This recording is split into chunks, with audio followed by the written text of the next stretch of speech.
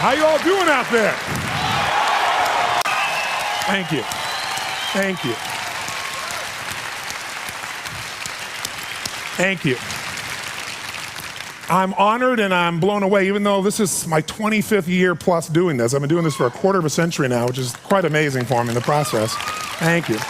And I've had the privilege now of working with more than 3 million people live in events from more than 80 countries around the world. So at this stage, I gotta tell you something. I could be an idiot and I would know that there are certain patterns that cause people to be fulfilled, to be happy, to fit, to be strong, to feel alive, to be vibrant, to have passion in their life, to do well financially, but even more importantly, emotionally, psychologically, spiritually, in their health and their relationships.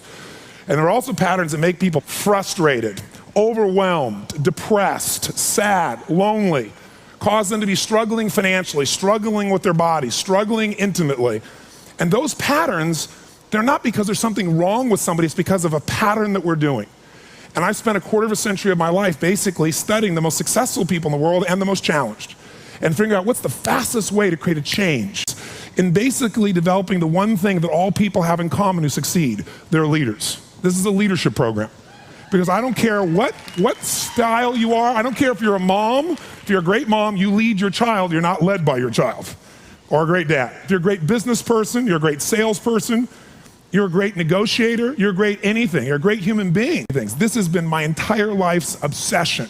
What makes the difference in people's lives? And that leadership component, as I say, doesn't always mean somebody follows you. A leader is somebody who lives life on their terms.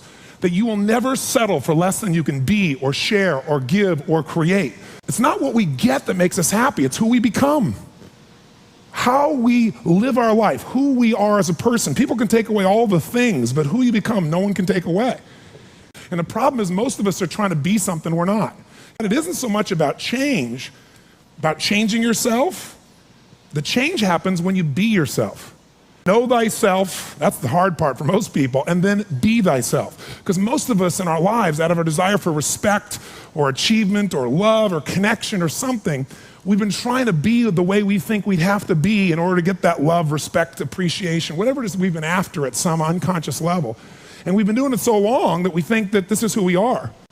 Because success without fulfillment is failure. And I can't tell you how many people I work with who are supposedly the best in the world at what they do, and they have more money than they can spend, and they have all these people that love and respect them, and yet they're unhappy inside. Because if you want to know what's really you, where you're going to be alive is when it's really you. And you may even think you know who you are because you've been living a certain way, but I'll tell you how you'll know. You'll feel euphoric, you'll feel strong, you'll feel unlimited, you'll feel free.